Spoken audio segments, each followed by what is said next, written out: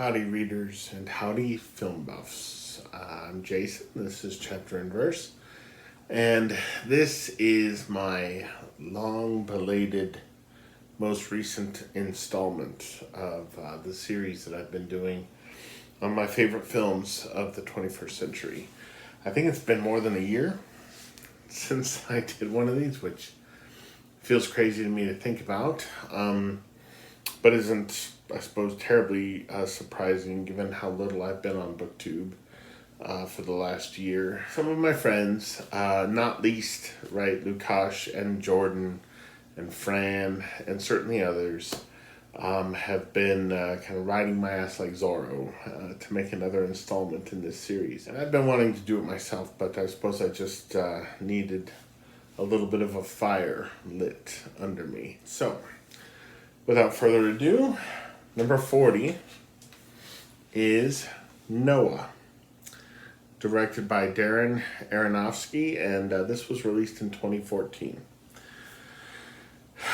It probably shouldn't come as a surprise to any of you who are at all familiar with this channel that I love this movie, because this is, at its core, at its root, this is a work of cinematic midrash. And as you guys know from the event that I created years ago, Maybe Midrash, I'm really kind of obsessed with the idea of midrash. And in a nutshell, midrash is the idea of taking biblical narratives, right? Religious narratives, not just biblical narratives, but religious narratives. And not retelling necessarily their stories, but extending them and expanding them and sort of miking them up, I suppose would be a good way to put it. And Noah is a really tremendous work of midrash. I have friends whose taste I trust who hate this film. I know people who can't watch it. I look at it as a film that just takes so many risks. I mean, talk about swinging for the fences. This is a movie that definitely does that. Russell Crowe, I think, is extraordinary in it, and he isn't always great. Certainly not in the last 20 years or so, but he is in this. A lot of critics really hated Jennifer Connelly in this. Thought that her performance was really just kind of pitched too high, kind of overwrought, but I just think she's magnificent in this. But yeah, so you have these really great actors, right? Ray Winstone is in this, Anthony Hopkins is in this, and this visionary director, a director who is essentially, with this film, looking to kind of filter the story of Noah through a kind of psychedelic lens and amplify it. And it's just marvelous. It's really marvelous. There's so much stuff in this that just breaks your heart. That you just watch and you just think, man, somebody had the cojones to put that on screen. And that somebody was Darren Aronofsky. So this thing has a 5.8 rating on the Internet Movie Database from users. I'll never understand that. Coming in at number 39 is Let the Right One In. This came out in 2008. This was directed by Tomas Alfredson, based on the novel by John Ajvida Lindqvist. I don't want to get the name wrong there. This is a vampire movie, and it is one of the more moving and original coming-of-age stories that I've ever seen. And it's probably the most original vampire film, frankly, I've ever seen. This is a movie and book that I've taught at the college level. It's really beautifully shot. It's really beautifully staged. It's one of these movies that you watch it and you can feel the temperature, right, from the cinematography. You can feel the temperature on set. You can feel how cold it is, and this is a film that takes the vampire myth, the vampire lore, and it it just, yeah, it ties it up with things that you would never think really to tie it up with, right? It ties it up with, like I said, coming of age. It ties it up with kind of early adolescent, the possibility of early adolescent romance.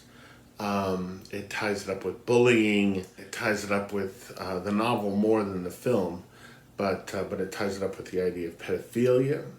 And it is, like it's complicated, and it's dark, and it's beautiful, and it's really genuinely scary. There's a scene near the end of this. I won't spoil it for you, but I'll just say it takes place in a gymnasium swimming center, we'll say. That is, it's just extraordinary filmmaking. It's exhilarating filmmaking. Yeah, and this is a movie that I wish everybody would see. Let the Right One In, coming in at number 39. At 38 is The Royal Tenenbaums, directed by Wes Anderson. This came out in 2001. I saw this in the cinema when it came out. I think it was the first Wes Anderson film I had seen. I had maybe seen Bottle Rocket before this. I don't think I had seen Rushmore. And I'm not really a huge fan of Bottle Rocket or Rushmore. But The Royal Tenenbaums, if memory serves, I saw this in the cinema with my brother and our friend Chuck, who had been our theater instructor in college. And I think at that time, he was my boss. I think that's when I was teaching at the college in Cheyenne, and he was the dean of the humanities department at that time. And this is one of those films, right? And this was true of Oh Brother Where Art Thou as well. And I actually think I saw Oh Brother Where Art Thou with Jared and with Chuck at the same time. So maybe it's just something about the three of us seeing movies together. I don't know. But this was one of those movies, those rare movies in life, where the three of us were just dying with laughter. And no one around us, right? And granted, there weren't many people in the screening room, but nobody else in Cheyenne, Wyoming, thought this movie was funny. They did not get it, right? And here's the funny thing. This was relatively early in Wes Anderson's career. And in all fairness to moviegoers, I think a lot of people didn't know how to take Wes Anderson at that point. And they have since many of them have since keyed into his style. And in fact, there are people who are just kind of Wes Anderson super fans and who prefer his later stuff and who really love his later films, his more recent films like The Grand Budapest Hotel and The French Dispatch. But yeah, so The Royal Tenenbaums, one of the things that I love so much about it is that it feels really neatly kind of slotted together. And with his recent films, so The French Dispatch, which I have not seen yet, I could barely even get through the trailer of The French Dispatch. Like, Wes Anderson, as he's gotten older, he seems to be collecting members of his cast, members of his stable of players, let's say. And he doesn't like letting any of them go. Well, the bigger that stable of players gets, the less those actors have to do in films. And so, you feel like with some of these films, and I felt this way about The Grand Budapest Hotel. Spoiler alert, that movie is not going to be appearing in the rest of this film series. I know that will upset some of you, but I feel like his more recent films have just become very manic, and they have these huge casts in which these great actors are wasted for the most part, and that wasn't the case with The Royal Tenenbaums. It told a very specific story about this family of geniuses, and the cast was such it was. Like, everybody had many moments to shine, and they worked together as this kind of this kind of unified dysfunctional whole in the film.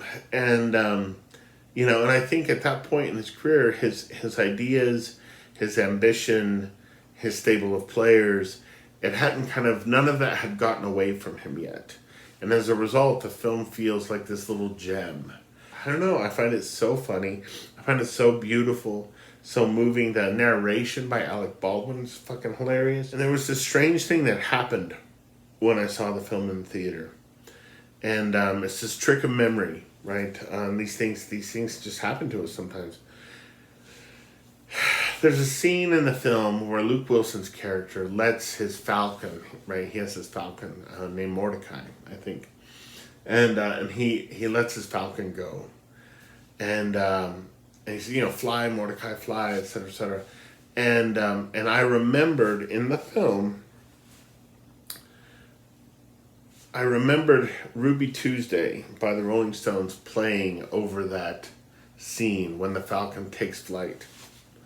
And I was just so moved, like it was my favorite memory of the film. I was so moved by it. And then a year later or so, when it came out on DVD, I bought it and I rewatched it. And was shocked to see that my memory of that scene, the conflation of that song with that particular moment in the film, was inaccurate. Like that song was not laid in over those images. It was near them, right? It was a minute away, 2 minutes away, something like that. But I had constructed it as I was watching it in my head in a different way from how it was actually unfolding on screen. And I don't know. I find that fascinating. Part of me wishes I can know if, in fact, the theatrical cut, if the thing we saw in the movie theaters was actually as I remember it, and that maybe Wes Anderson tweaked the edit somehow before it was released on video, because that happens. When I saw Willow, directed by Ron Howard, in the mid-'80s, that came out, I was 12 years old, 11 years old at the time. And I saw it in the theater the first time, right when it came out. And there was this scene when Willow was rowing out to the island where Finn Rizal was. And this fucking monster comes out of the water and is talking with him. And I have since seen this scene as a deleted scene online or what have you. But it's not what I remember. And then when I saw Willow a second time in the theater, that scene was gone. And it was weird. Even though I was a kid, it made me feel like I was crazy a little bit. So I'd be curious to know. Wes Anderson, if you're watching. Number 37 on the list is Beautiful, directed by Alejandro González Iñárritu. I have no idea if I'm pronouncing that correctly. Juan, let me know. But this came out in 2010. In a nutshell, this movie is about a medium, right? So a man who can essentially communicate with the dead. And he's trying to make ends meet. His marriage is falling apart. He's raising his 2 kids alone. And he's trying to make ends meet by facilitating opportunities for immigrants. And near the very beginning of the film, he discovers, and we discover with him, that he has an illness, which I think turns out to be prostate cancer. They're never explicit about it. But he doesn't have long to live, right? Which is an interesting kind of position to be in for somebody who can communicate with the dead. Stars Javier Bardem, obviously, and he was nominated for an Oscar for this. He's just a hell of an actor. As I was rewatching this the other night, I told my wife as I was watching, I said, he has one of the saddest and most beautiful faces, I think, in all of cinema. And, and it's not that he's conventionally handsome or anything like that. He's not. He's really pretty weird looking. But it's just a really expressive, mournful face. And I feel like his presence is put to just kind of extraordinary use in this film. So so I was watching it again the other night, watching it for a second time. I found myself thinking like, God, well, like, what do I say about this movie? Like, what is it about? How do I interest you in watching this? And it struck me that this is a film that is about the tension between being everything for other people at the expense of being available to yourself and for yourself. Which is something, I think, a situation, a construct that many people probably find themselves in. And so I think it would be interesting for them to watch this film and to see how that plays out or how it unfolds in the life of this extraordinary character. And the other thing I wanted to mention about this movie is that it takes the notion of an afterlife really seriously, right? It doesn't take it and use it as a kind of talking point or bargaining chip in the push and pull between atheism and religion or anything like that. It treats the notion of an afterlife with extraordinary gravity and delicacy and beauty, and it just takes for granted that it's there, and to see a film in this day and age that does that is a pretty rare thing, I think. So that is beautiful. Coming in at number 37, and at number 36 is Zootopia. I can't remember how many animated films are on this list. Have there been any in recent videos? Or I should say in earlier videos? Are there any animated films to come? There's one. There's at least one. Yeah, so there have been. Yeah, I think I talked about Up, didn't I? In one of the earlier videos. And there's at least one animated film that's coming up in a later video. Higher up on the list, but Zootopia. So this was co-directed by Byron Howard and Rich Moore. Came out in 2016. And here's the thing, okay, about Zootopia. So on the surface, yes, is it trying to make kind of points about society and about preconceived ideas and prejudice, etc., etc. It is, and it makes them well, and it makes them charmingly. It's as thought-provoking as a film like this can be. A film that has, what's his name? Tommy Chong, right? As what the fuck is he? What is he? He's not a gazelle. It's like a llama, maybe. Yeah, he's like must be a llama, and he's like a naked yoga teacher or something. Yeah, so just the idea that there's an animated film released by Disney that has Tommy Chung voicing a naked yoga teacher is, that's, I suppose, reason enough to see it. But the thing about Zootopia, okay, let me just have a look at those characters, right? They're just fucking irresistible, right? Look at them. The thing about Zootopia that I love so much is that I swear to God, I'm not making this up. I swear every frame of this film is full, right? Like the corners of the frame, the margins of the frame, everywhere that they don't even necessarily want your eye to be looking is filled with these extraordinary, witty, charming, whimsical jokes. Just these wonderful jokes and animation. Every frame of the film is just chock full of this stuff.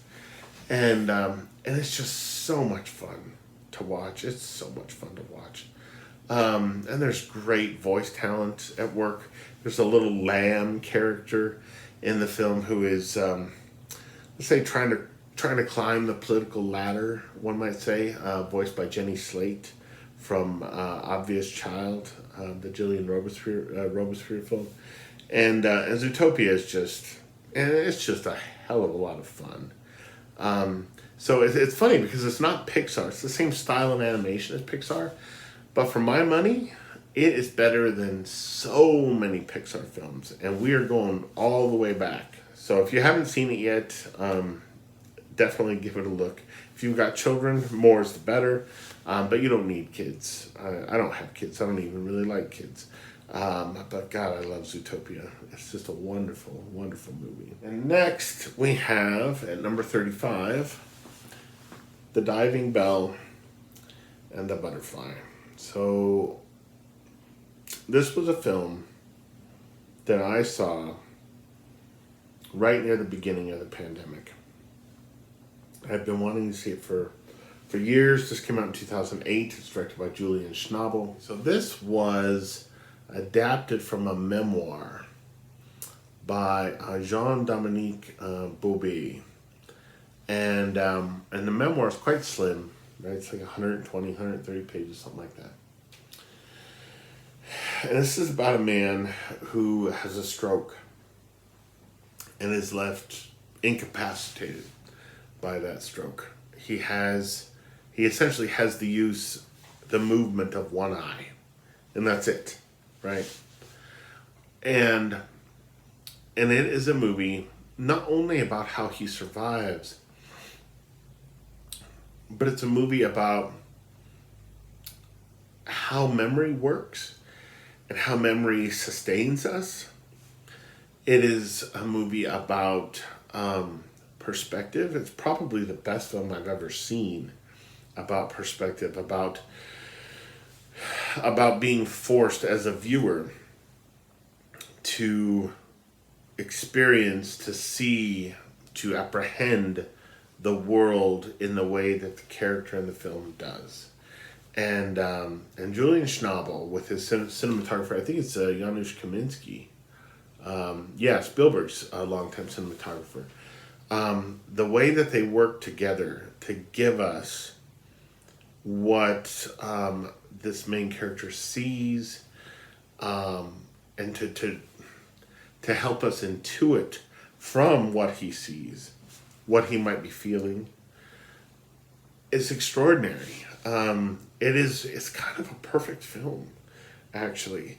And if you know anyone who has been through something like this, or who has even just been incapacitated for a period of time, who's been bedridden or laid up or homebound, and you've always kind of wondered, what it was like for them and what they went through. I remember when I was probably, how old was I? I don't know, 20 years old, 19, 20 years old. And my brother and I were still living at home, and our great-grandmother broke her hip. And when she was released from the hospital, she stayed with us for a period of weeks. And we traded off, right? In the middle of the night. My parents had the beeper, the alarm, one night, and then my brother had it, and then I had it. And she always woke in the middle of the night, right? She was in such pain, but she always just wanted something to kind of help her get through the night. And she was like in her 80s at that time. She was very frail, and just a beautiful, wonderful old woman. And she always asked for like a little spoonful of cream cheese in the middle of the night. And so we would be, kind of zombified from the sound of this baby alarm that was so fucking loud. And this film helps me. I mean, she's been dead for many, many years, but this film helps me to kind of think back on that experience of helping to take care of my great-grandmother and what she might have been going through without the ability to walk, being at the kind of mercy of other people. Granted, we were family, but still. It's just a beautiful piece of work, The Diving Bell and the Butterfly. At number 34 is a trilogy of films, and that would be the Bourne Trilogy. Okay, the first film of which, The Bourne Identity, was directed by Doug Liman, came out in 2002, and the second and third film, The Bourne Supremacy and The Bourne Ultimatum, came out in 2004, 2007. Those were directed by Paul Greengrass, of United 93 and Captain Phillips fame. So, the Bourne films, right? So Kelly and I have seen the fourth one, which is not included in this box set, which I think is just called, I think it's just called Jason Bourne, and it was fine, right? I had problems with it. I had problems with some of these. We have not seen the Bourne Legacy yet, but these three films are like a kind of, they're just a tightly constructed whole, and so I don't even really like thinking about those other films as relating to the Bourne Trilogy. But as far as action films go, and I got into it in the comments field on someone's video. God, whose video was that? I think it was on a reaction channel that I follow. She was going to be reacting to the Bourne Identity, I think. And I got into it in the comments field with this dipshit who was just, he was just there to just talk shit about the Bourne films, right? And again, like, I'm just thinking, all right, so if you don't like them, then, you know, like, you don't need to get on this woman's channel in her comments field and talk smack about them when she's getting ready to experience them for the first time. It's not your place to kind of go and find, you know, big fans of these movies who are essentially telling her that, you know, they wish that they could be her to experience these things for the first time. It's not your place to go and seek out people like that and rain on their parade, as it were. These movies are so good, and they have, I mean, the action is good, the acting is good, the stories are compelling, they feel really just incredibly timely. They felt really timely in the first decade of the century when they came out. But I mean, they still feel timely, right? All three of these came out in the wake of 9/11. And again, right, United 93, Paul Greengrass, like, he directed a movie about 9/11. What they have to say about the overreach of government and governments, Western governments, audacity to define for themselves what they can and should be able to get away with. It's really just kind of stunning to see. But yeah, Matt Damon is wonderful in these. Franca Potenta is wonderful in these. Joan Allen, Chris Cooper, David Strathairn, Carl Urban. I mean, it's just a hell of a cast in these films. The one weak link, the one weak spot would be Julia Stiles, right? And she is so wooden in the first of the film. Now, here's the thing, though. She's incredibly wooden in the first film, but she's actually decent. She's quite decent in the second film and the third film. Now, those were directed by Paul Greengrass. First film by Doug Liman. Apologies that I'm sounding stuffy and nasally all of a sudden. But it makes me think that Julia Stiles, maybe more than most actors or actresses, that maybe the quality of her work is more contingent on the director she's working under than is the case for most major kind of A or even B-list actors and actresses in Hollywood. Because I don't often like her, but sometimes she's really good, and it makes me think that she just has like a better rapport somehow with certain filmmakers than with other filmmakers. So, but that's really it. I mean, that's really the weak link, right?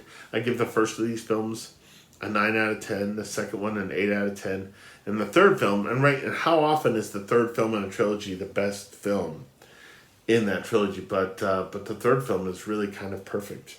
Paddy Considine, who we're all watching now in House of the Dragon, has a small role in the Bourne Ultimatum, and he's an actor who I don't often like.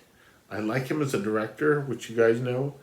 But he is an actor I don't often like, but he is terrific as a Guardian reporter in the third of the Bourne films.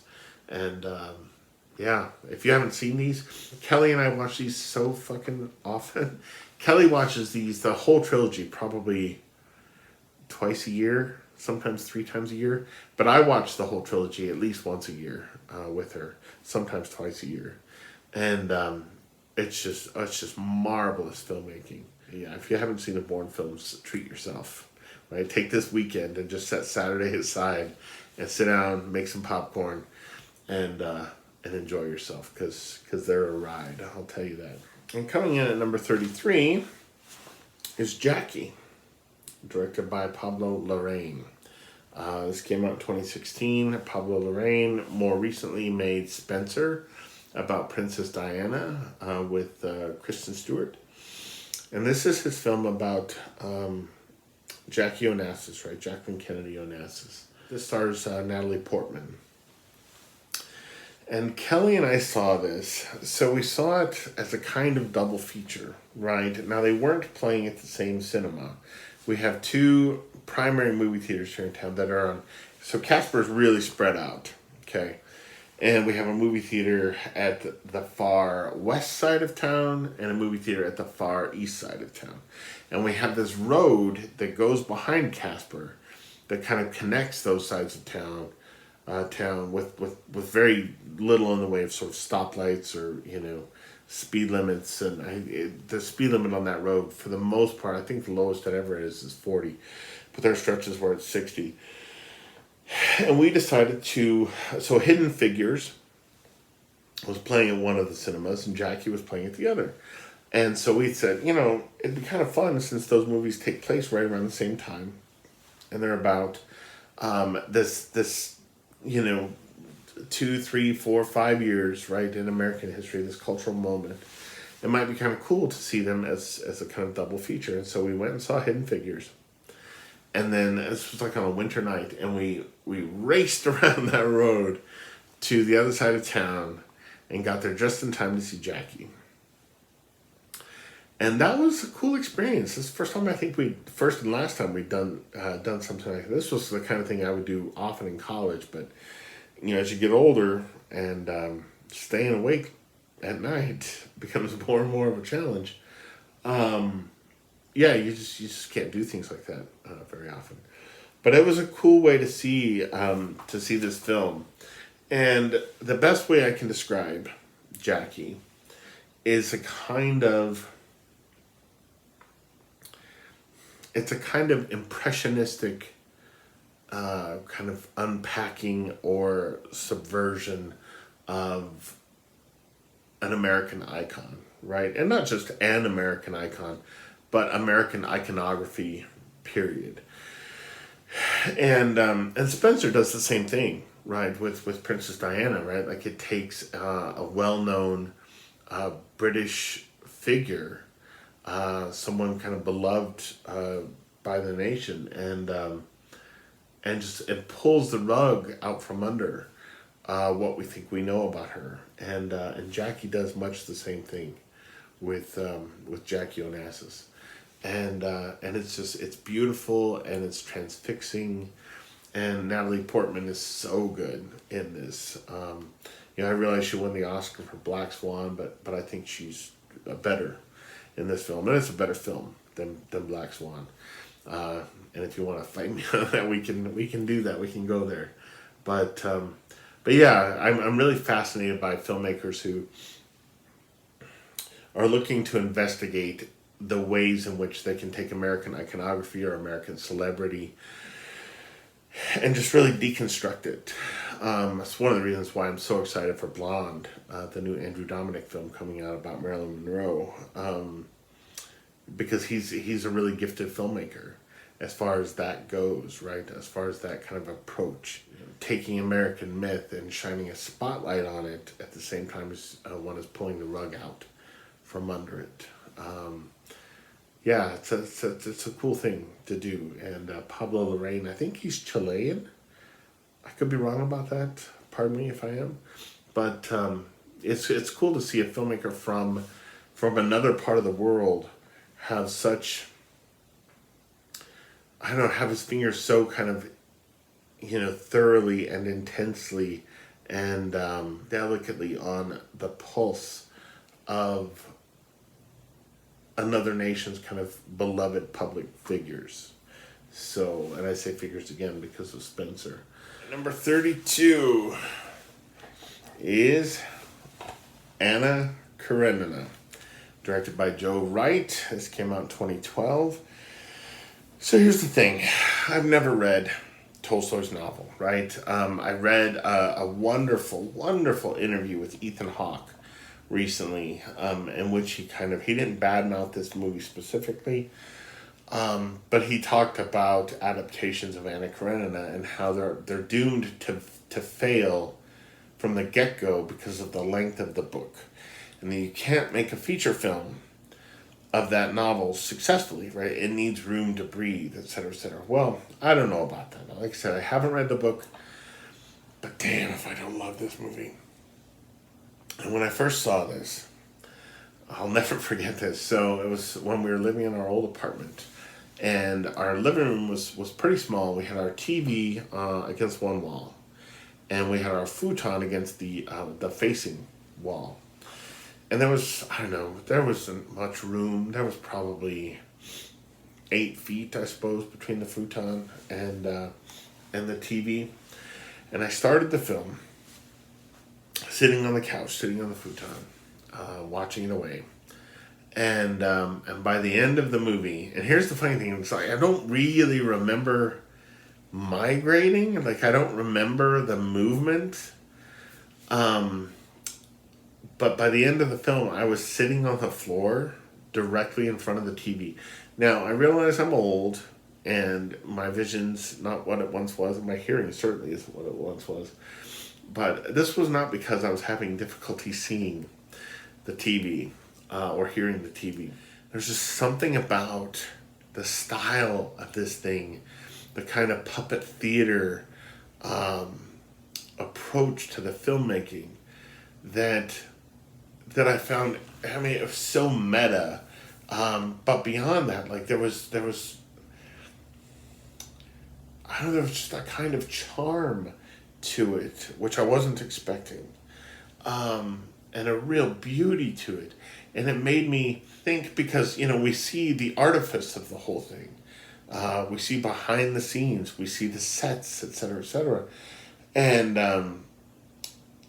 some of the stuff, like the horse races, right? Like, I mean, like the way in which Joe Wright stylizes these things. I mean, we can't help but realize the kind of falsity of them. But what that does is it made me anyway, think about how society itself and institutions themselves, right? Marriage, friendship, etc., to some degree, these things are constructions, right?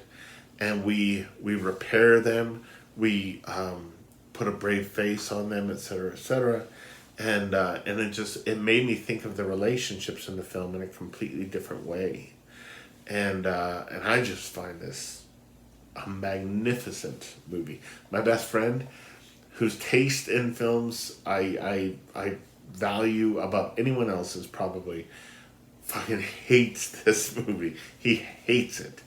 But I just think it's just a treasure. It's like a jewel box of a movie. And lastly, number 31 is Hell or High Water, directed by David Mackenzie. This came out in 2016. There are a lot of 2016 films, it feels like, on this installment in my 21st Century Film series. So, more importantly, I suppose, than this being directed by David Mackenzie, was the fact that this was written by Taylor Sheridan, who has become probably the most famous screenwriter in America these days. This is a movie that is about 2 brothers who set about robbing banks.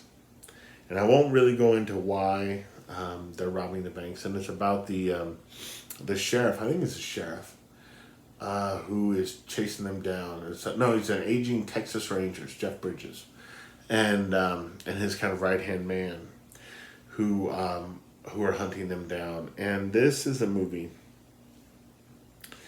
I mean, you want to talk about a film that's got no fat on its skeleton at all. This thing is lean, and it is mean, and there's just no gristle to it at all. This thing has bite, right? It's like a fucking rattlesnake or something.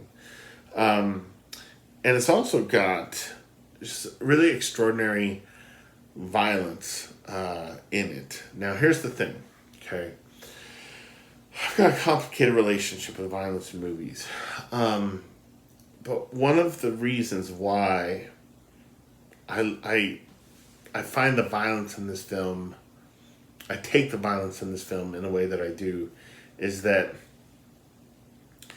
it feels cathartic in a way that violence rarely does in films, right? The violence that these characters do is born from frustration.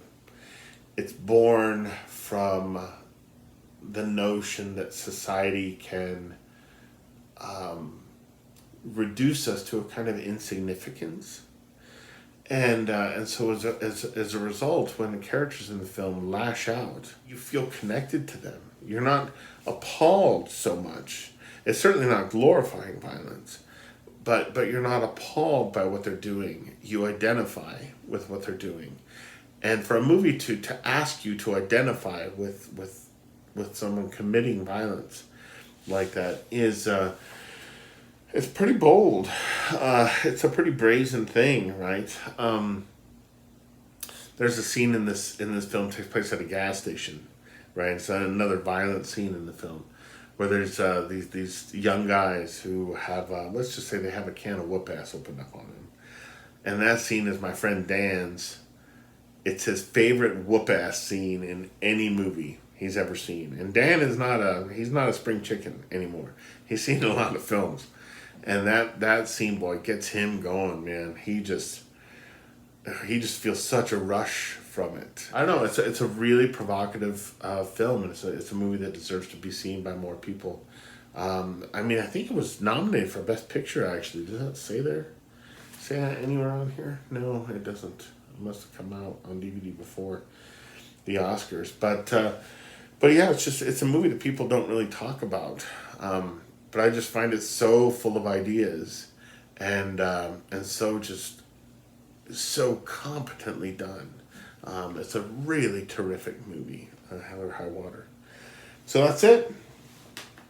Yeah, the most recent installment in my series on my favorite films of the 21st century. So let me know what you thought of any of these, and yeah. And I say this every time, of course, but I will try not to let the next video go so long. I know many of you, again, Lukash and Fran and Jordan and Ryan, others, really, really love this series and use it to kind of find new movies. And I don't take that lightly. And thanks for watching, and I will see you guys again very soon for ShakeTube, or Shake-Tember, excuse me. See you guys then. Adios.